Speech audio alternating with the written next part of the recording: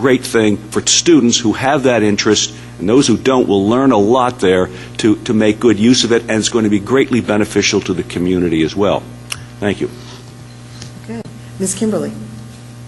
As Dick mentioned, most of the students that come to Weston schools are technologically very literate, probably more literate than most of the adults in their homes. Smart boards are just the beginning.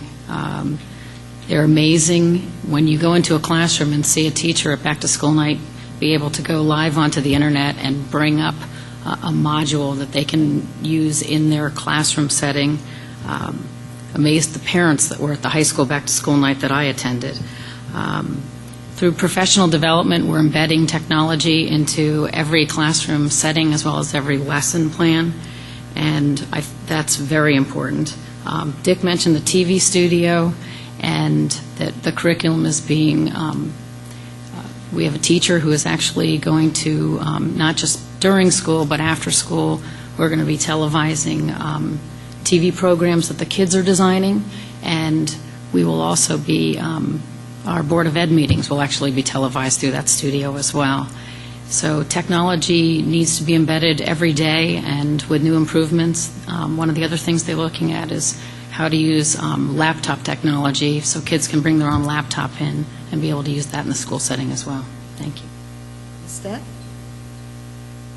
I agree with Lynn that the smart boards are just a beginning. Our 3-year-old can navigate a mouse on a computer as well as I can. We are living in very different times. When I was in the classroom, we sat at a desk, the teacher stood in front.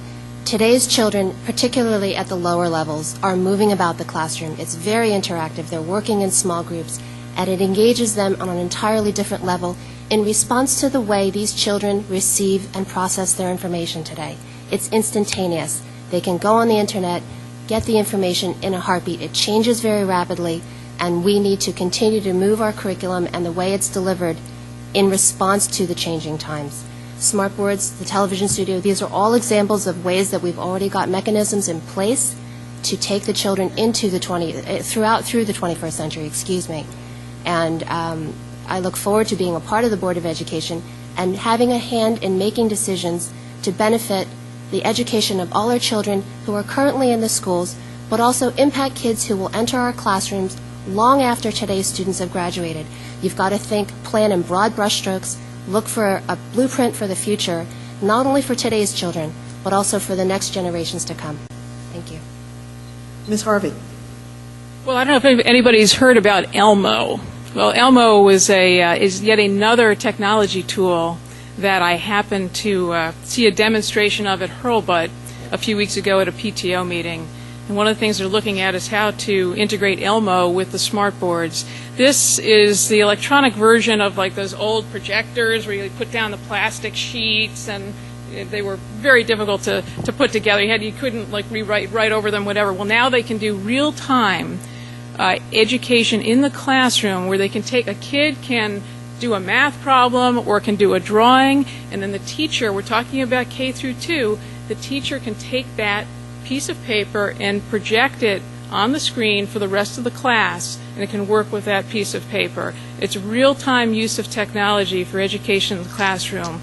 The parents were very, very jealous, and now the intermediate school is looking at perhaps providing some of these. The PTO is looking at that. So that's another way in which technology is being used and hopefully will be integrated with the smart board technology.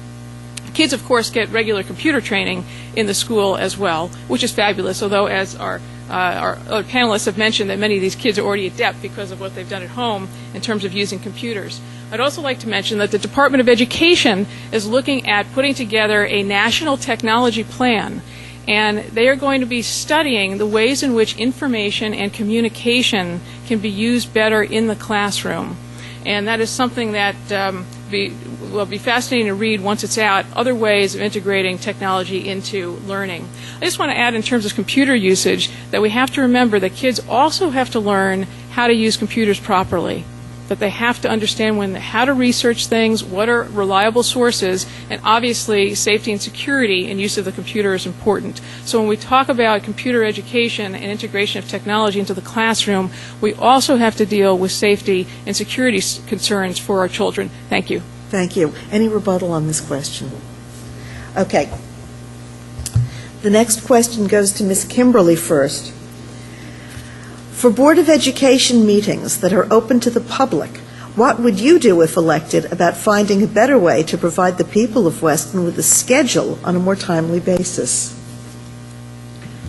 It's a pretty easy one. I'm in charge of communications.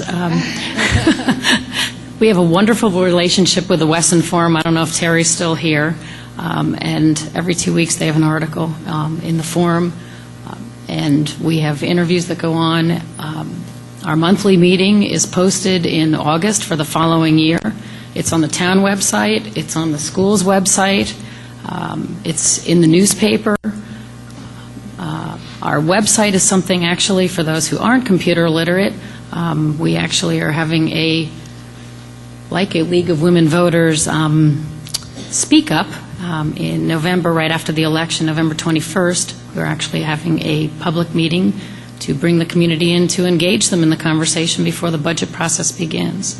At each Board of Ed meeting, we actually have a public comment, and it's not a time to engage, but we're trying to figure out new ways to engage all of the people that are sitting in this room to help us in the educational process with our students here in Weston.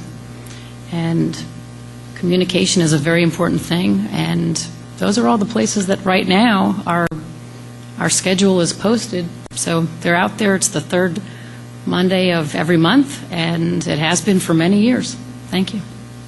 Okay. Ms. Stack? I think there's always room for improvement with any particular issue. The meetings are all posted. I would encourage everyone, in addition to the November 21st meeting that Lynn mentioned, the November 16th Board of Ed meeting, once the cast of characters has changed, I would encourage you all to come out. Let us hear your ideas and your input. An honest dialogue with everyone in this community is critical to developing a responsible and respectful budget, regardless of the economic climate. You know, everyone is focused on this now because times are tough, but it's equally important to make smart, responsible choices when we're in a period of economic recovery. So I would encourage you all to come out. Let us hear your thoughts. You can email us. If I'm elected, please do email. I actually already received an email from an interested member of our community after the other night's debate hosted by Weston for Fiscal Responsibility.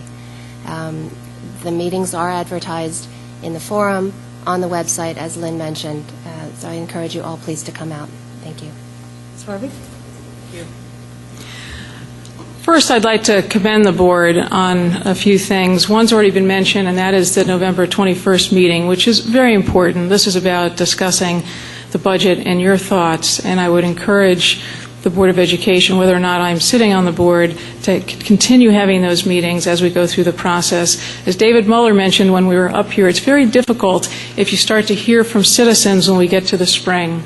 Everything has a snowball effect. Once you get past those budget workshops in January, you really need to be involved in the process early and often, and I would encourage the Board of Education to do more of these meetings after the 21st. The other one is the November 9th joint board meeting, which is also critical. That was also mentioned during, I believe, by David Muller, and that's the joint meeting of the boards of Selectmen, boards of Finance, and board of Education.